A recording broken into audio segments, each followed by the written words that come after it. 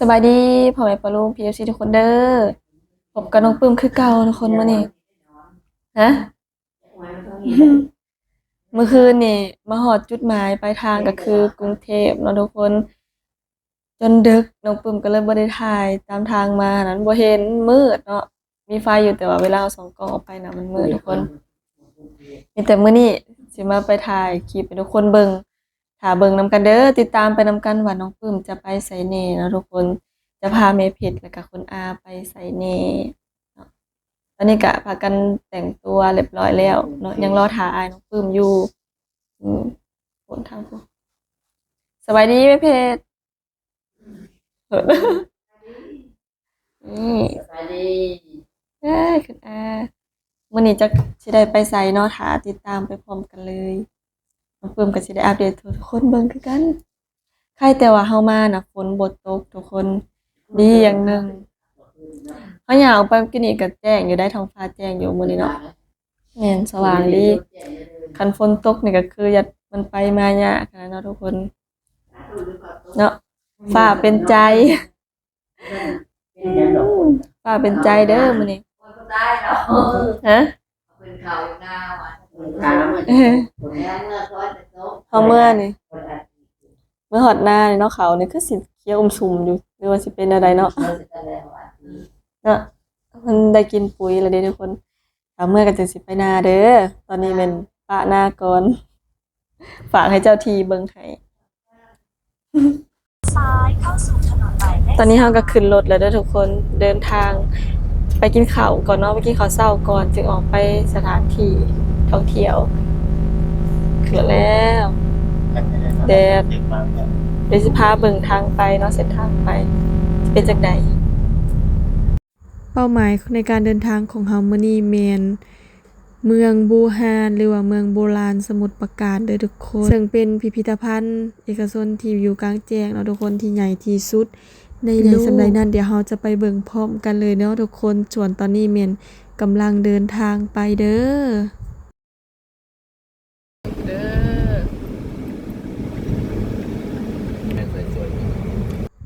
มื้อนี้ออกเดินทางสายน่าจะได้ไปแต่บ่อนเดียวเด้อทุกคนเพราะว่าเราออกมานี่ก็ประมาณ 9 โมงแล้วส่วนมื้อนี้ออกมาตอนนี้ก็สายแหน่ทุกคนรถก็อยากหลายแหน่เนาะทุกคนเนาะเดินทางอยู่ในกรุงเทพนี่เนาะต้องเดินทางแต่เช้าๆเลยบ่จักน้องปึ้มว่าออกมาแล้วรถติดรถก็หลายตึกก็หลายเส้นทางก็หลายคือ PFC ว่าคือกันอยู่เด้อแม่นน้องปึ้มได้มาเทื่อที่2เนาะอยู่แถบนี้ทุกคนหากบ่จื้อดอกว่าอยู่ไสตอนนี้นะรู้แต่ว่าอยู่นี่เราจะไปเมืองบูฮานหรือว่าเมืองโบราณอยู่สมุทรปราการนั่นเองเด้อทุกคนเบิ่งดูเจ้าก็สิกล้าอยู่บ่แม่อ๋อไปย่านมันบ่ขึ้นนะฮะสูงเกินติดมันบ่ขึ้นไปนอนไปขึ้นของก็ยังบ่ขึ้นขึ้นไปนอนของก็ยังบ่ขึ้นอีกบ่ขึ้นย่านจักซันอันนี้นะฮะนับท่านอยู่บ่ว่าเป็นจักซัน60สั่นบ่บ่อยู่เทิงแล้วก็แนมมากะยะทางเห็นเบิดทุกบ่อนเห็นตัวเมืองเนาะเป็นได้นี่เราก็เดินทางมาได้ระยะหนึ่งเนาะทุกก็เริ่มเห็นขอบเขตของเมืองบูฮานเมืองโบราณแล้วเด้อเมืองโบราณสมุทรปราการน้องปึ้มก็ยังบ่ทันได้เคยไปเนาะทุกคนนี่ก็จะเป็นเทื่อทำอิฐคือกันเป็นครั้งแรกที่ได้ไป PFC เพิ่นจะถามว่าน้องปึ้มมาธุระบ่อยู่กรุงเทพนี่มาหยังก็คือว่าเนาะอ้ายของน้องปึ้มน่ะเพิ่นไปรับมาเที่ยวเนาะทุกคนแล้วก็มายามพี่ชายของน้องปึ้มอีกคนนึงเนาะพาแม่เพชรพาคุณอาพาน้องปึ้มนี่แหละหลักๆก็จะคือพาแม่ละมาเนาะทุกคนมาหาอ้ายน้องปึ้มแน่แล้วตอนนี้แม่นเฮาก็ได้เข้ามาฮอดขอบเขตเนาะมาฮอดเมืองบูฮานแล้วทุกคนหลังจากที่ว่าเฮาไปจอดรถไว้แล้วก็จะมาแวะกินข้าวได้บัดนี้วังกินนี่ยังบ่ทันได้กินข้าวเนาะทุกคนพาแม่เพชรมาแวะกินข้าวก่อนเนาะทางด้านนอกเพิ่นจะเป็นร้านอาหารตอนนี้แม่ยังบ่ทันได้เข้าไปชมเมืองเด้อทุกคนซึ่งว่าร้านอาหารเพิ่นจะอยู่ทางเข้าใกล้กับบ่อนจอดรถร้านแถวนี้เพิ่นจะตกแต่งเป็นร้านแบบเป็นสมัยก่อนเนาะทุกคนโต๊ะตั้งก็จะเป็นไม้แบบนี้เลยเพิ่นจัดสรรให้เป็นคือแต่กี้แต่ก่อนเนาะสมัยก่อนเดี๋ยวน้องปึ้มก็สิพาทุกคนเบิ่งร้านเพิ่นเนาะทุกคนเพราะว่าน้องปึ้มขออนุญาตเพิ่นแล้วเพิ่นก็บอกว่าถ่ายได้ทุกสิ่งทุกอย่างเนาะที่เราเห็นก็จะเป็นเครื่องของเก่าแก่เลยทุกคน อันนี้จะเป็นอุน้ำบ้านน้องปื้มจะเอิ้นอุน้ำเด้อซึ่งว่าอยู่นี่เพิ่นจะเอิ้นหยังเนาะทุกคนจะเป็นอุน้ำเองน้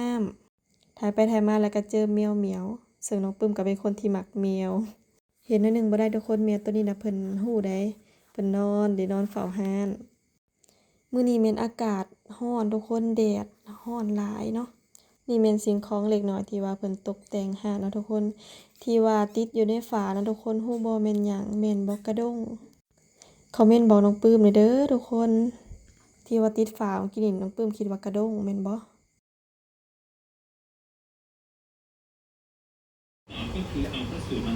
มาฮอดแล้วก็บ่ฮู้ว่าสิกินหยังก็เลยสั่งไปเป็นกะเพราหมูกรอบมาเด้อทุกคนมากินข้าวนำกันข้าวเช้าตอน 10:00 นแม่เผ็ดได้ข้าวเผ็ดเจียวเนาะทุกคนเป็นจังได๋แซ่บบ่ ไม่ดีไปทานกันเด้อ มีเกาเหลาใช่บ่คุณอาย้อนแสงแม่นไข่เจียวหมูสับ บ่เคยจับบ่จักมาตะเกียบเป็นไข่ดื้อนี่อ่ะ เขาเอิ้นไข่จืดบ่ไข่ทอดไข่เจียว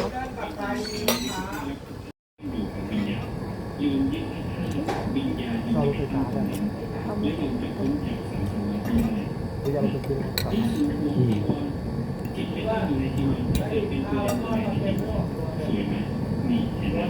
ก็ต้องให้เช่ามาที่ต้มเขียวใช่ไหม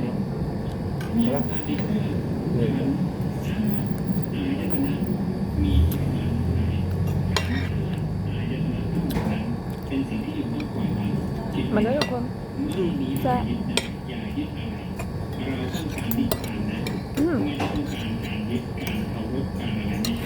เขาสาวเป็นเขาสวย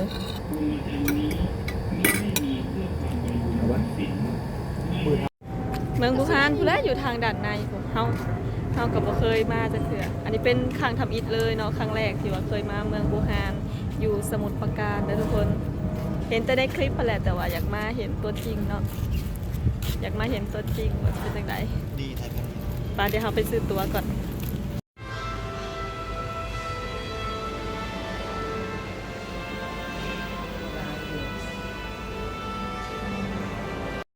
เรามาเบิ่งแผนวาดตัวอย่างเพิ่นเนาะทุกคน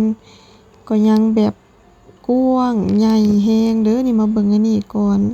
อยู่นี่เนาะเมืองบูฮานเพิ่นจะเปิดแต่ 9 โมงเช้าจนถึง 7 โมงแลงเลยเด้อนี่ตามป้ายที่ว่าน้องปื้มทายเบิ่งเลยทุกคน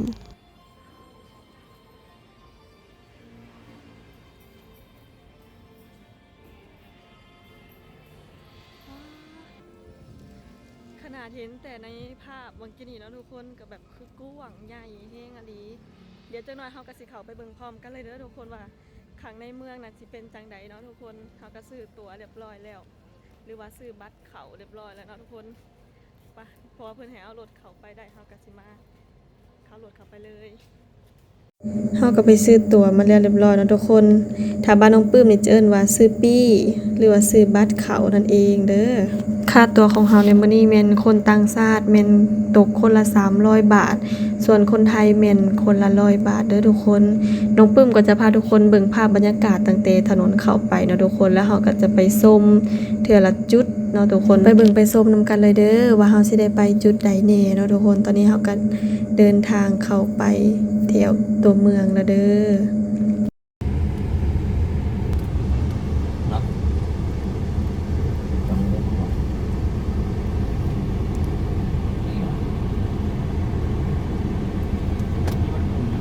เละเอาหัวมันต้น นี่ทำผมใหม่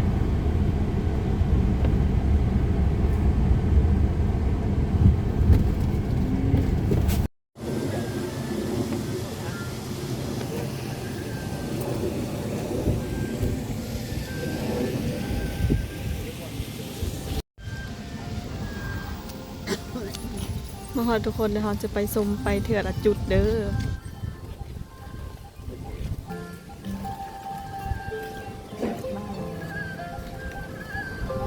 นี่ทุกคนที่เอามาจุดแรกก็น่าจะเป็นพระวิหารเนาะทุกคน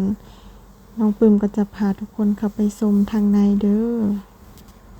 แต่ว่าตอนนี้มันแดดแห้งทุกคนน้องปื้มบ่มีหมวกบ่มีคันจ้องหั้นน่ะคันจ้องก็คือคันห่มพอดีผ่านมาเมื่อกี้นี้มีห้านขายหมวกอยู่เนาะทุกคนเดี๋ยวน้องปื้มจะไปถามเบิ่ง คุณเอา นี่นะมัน เกงช้าง แดกเลยว่าเบิ่งหมวกทุกคนนี่นะหัวละ200บาทหลายอย่างเลย 200เองที่ถามว่าราคาคนไทย มีหลายอย่างเค เท่าไห รื่ ร่ อง นะเดี๋ยวฝรั่งเขาบอก200เท่ากันบอกเอาคนไทยเยอะกว่าลด หลายอย่างทุกคน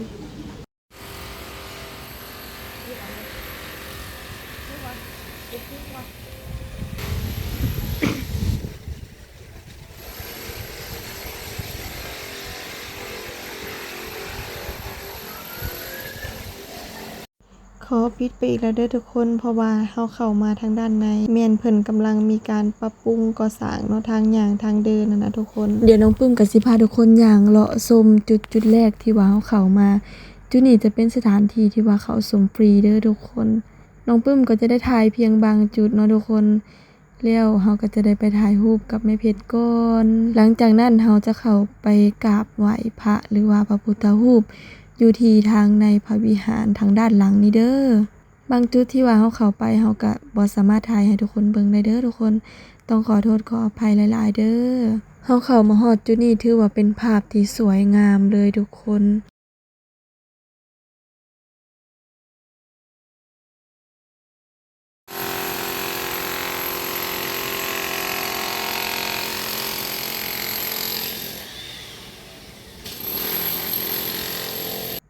และนี่ก็จะเป็น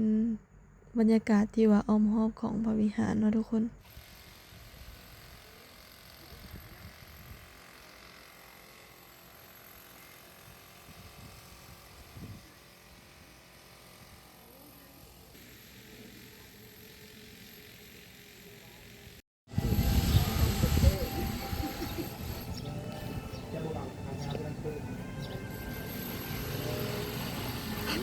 ว่ากับบางฮูกว่าก็บ่มักขายาวแหละ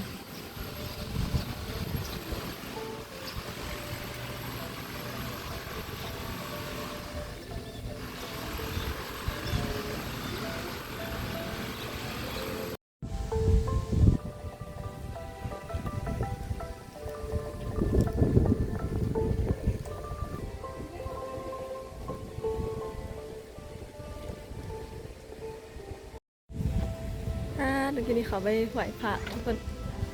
เขาห่มก่อนแดดแห้ง ตอนนี้แมนได้ออกมาจากวัดแล้วทุกคน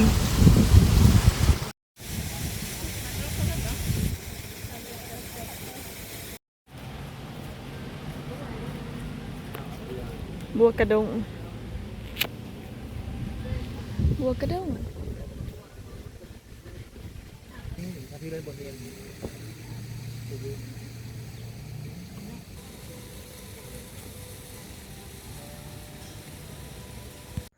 เราเดินออกมาจากพระวิหารระยะหนึ่งมันแดดเนาะทุกคนก็เลยมาพักผ่อนอยู่ที่เฮือนบูฮานก่อนเด้อและนี่ก็จะเป็นแผนที่เพิ่นให้มาแต่ละจุดเนาะทุกคนเฮาอยากไปจุดใดฮอดจุดใดเฮาก็เบิ่งตอนนี้น้องปื้มฮอดจุดใดแล้วเนาะเฮานั่งพักอีกจักหน่อยแล้วเฮาก็สิเดินทางต่อไปชมจุดต่อไปเนาะทุกคนจุดใดทับไปเบิ่งนํกันเลย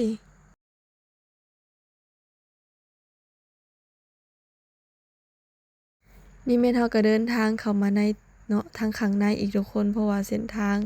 ยับเข้าไปเลยเข้ามานี่นะเฮาเห็นอันดับแรกจะเป็นบ้านไม้เนาะบ้านไม้หรือว่าเฮือนไทยทรงโบราณนั่นเองทุกคนที่ว่าเฮา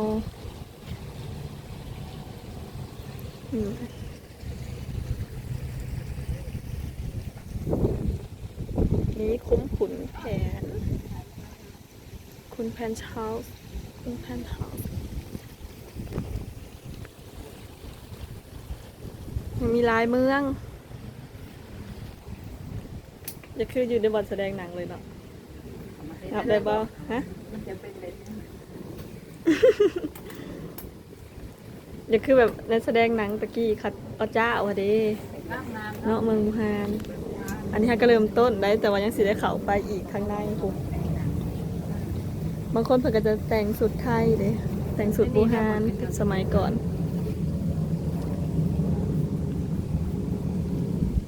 ข้างเนาะเห็นอันเพิ่นแสดงหนังค่ะนะเนาะแล้วเขาก็เห็นเฮือนแบบเสียนะอันนี้เป็นน้องน้ำน้องบัวแม่นเพิ่นแสดงหนังโบราณข้าเจ้าแต่ก่อนเจ้าค่ะเขาหมักเบิ่งอยู่เด้หนังโบราณก็ได้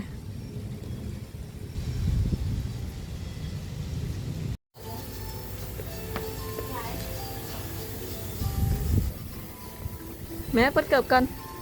ปดเกิบก่อนเอ้ยนี่เป็นเรือนไทยเรือนสมัยก่อนบ้านสมัยก่อนคุณแม่เจ้าค่ะท่านแม่เจ้าค่ะ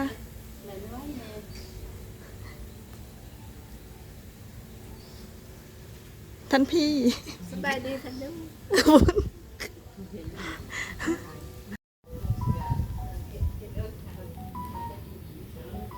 ท่านแม่เจ้าค่ะ สินเกินเข้าไปดูเสือ เหมือนบ่ท่านแม่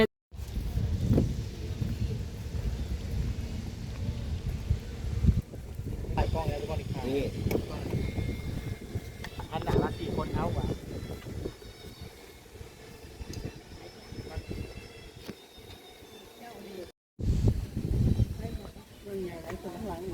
เออก ำลังนำหาเมืองสมว่าขึ้นชื่อว่าเมืองบูฮานเนาะทุกคนเมืองบักใหญ่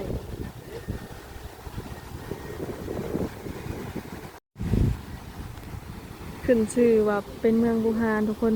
เมืองใหญ่อหลียังบ่ทันได้เลาะทั่วเลยทุกคนนี่นะขับบัญชีรถน้อยๆนะสบายเนาะ มาแล้วก็ไปชวนคุณแม่เมือง บ่แม่น ไม่ใช่แล้วนะ อยู่กลางน้ำเลยเพิ่นอยู่นะป้าคงมีไปอีกแล้วคุณเนาะน้องปื้มรอหาเมืองอันที่ว่าอยากไปแต่คนยังบ่เจอซ้ำ อายุไปแล้วไปใกล้เท่านี้เลยจ้ะ น้ำตกยังบ่เจอเลยเมืองสีเหลืองนะ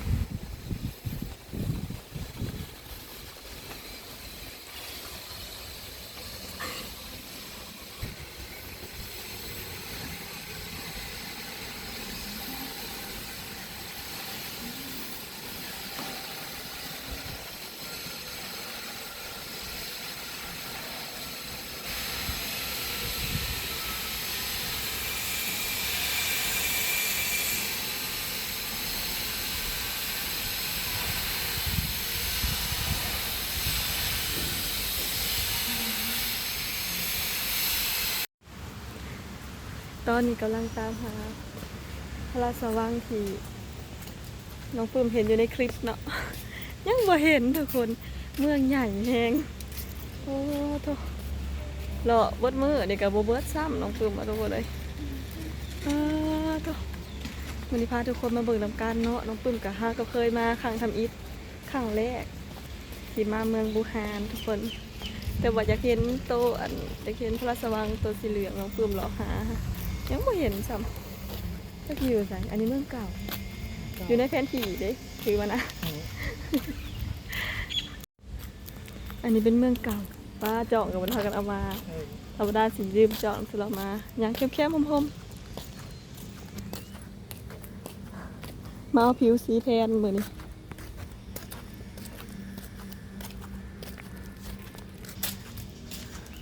ขี่รถน้อยๆนะคะล้ออ้อมได้นี่คือล้อชิโยอันนี้เป็นเมืองเก่าแก่อาลีเนาะ กับแก่ทางประวัติศาสตร์ของตัว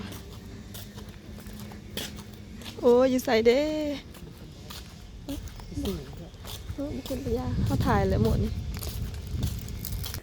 ทุกคนน้องปื้มว่าน้องปื้มเจอแล้วบอลที่เป็นสีเหลืองที่อยากเห็นคันแบบลงเลยนะทุกคนเลยมาบทจืดซ้ำแบบทางใดไปทางใด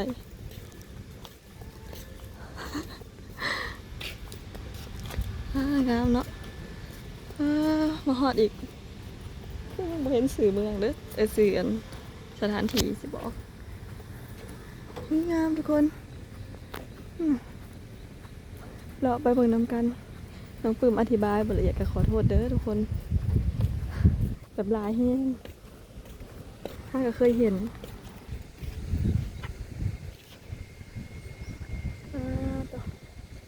กันละกันละ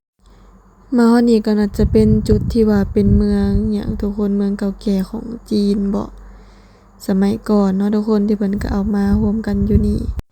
เพิ่นให้แผนที่มาข้างนี้ทุกคนเพราะว่าเป็นเมืองใหญ่แฮงหลายจุดชมเนาะแต่ว่าเฮาป้าอยู่รถบ่ได้เอามานำทุกคนมาก็เลยบ่ฮู้ว่าจุดนี้น่ะแม่นจุดใดเนาะวางนี่วางใดต้องขอโทษขออภัยเด้อทุกคน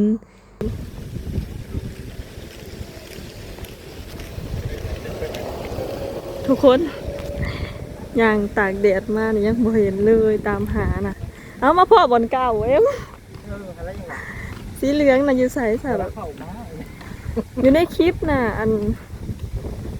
แบบอยู่ในคลิปแบบเป็นอยู่กลางแม่น้ำคนแต่ว่ายังบ่เห็นอย่างออกมาฮอดบ่อนจอดรถคือเก่าจะมาเข้าไปในนี้